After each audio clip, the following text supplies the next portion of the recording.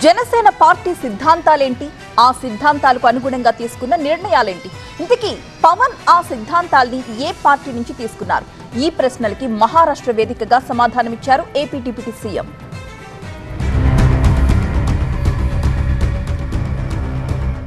సనాతన ధర్మ పరిరక్షణే జనసేన లక్ష్యం. జాతీయ భావం, ప్రాంతీయ ప్రయోజనాలే ముఖ్యం. AP deputy CM Pawan Kalyan Maharashtra ఎన్నికల్లో ప్రచారం నిర్వహించారు. మహాయుతి కూటమి తరపున ప్రచారం చేస్తోన్న అభ్యర్థుల తరపున ప్రచారంలో పాల్గొన్నారు. డెగ్లూర్ బహిరంగ సభలో ప్రసంగించారు.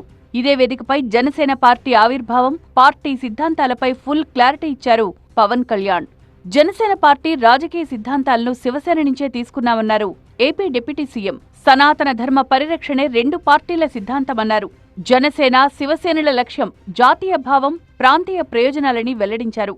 शिवसेना और जनसेना दोनों ही सनातन की रक्षा के लिए समर्पित सेनाएं हैं. जनसेना के साथ मूलभूत सिद्धांतों में से एक सिद्धांत प्रांतीय हित के ध्यान में रखते हुए राष्ट्र हित की भावना, ప్రాంతీయవాదాన్ని విస్మరించిన జాతీయవాదం.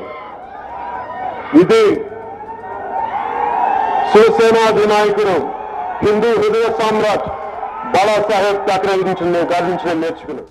శివసేన స్ఫూర్తితోనే సనాతన ధర్మ పరిరక్షణకు తెలుగు రాష్ట్రాల్లో నారసింహ వారాహి విభాగాన్ని ఏర్పాటు చేసినట్లు వివరించారు పవన్ కళ్యాణ్. సినిమాల్లో పోరాటాలు చేయడం సులభమే, కానీ నిజ జీవితంలో ధర్మం కోసం నిలబడ్డం చాలా కష్టమన్నారు పవన్ కళ్యాణ్.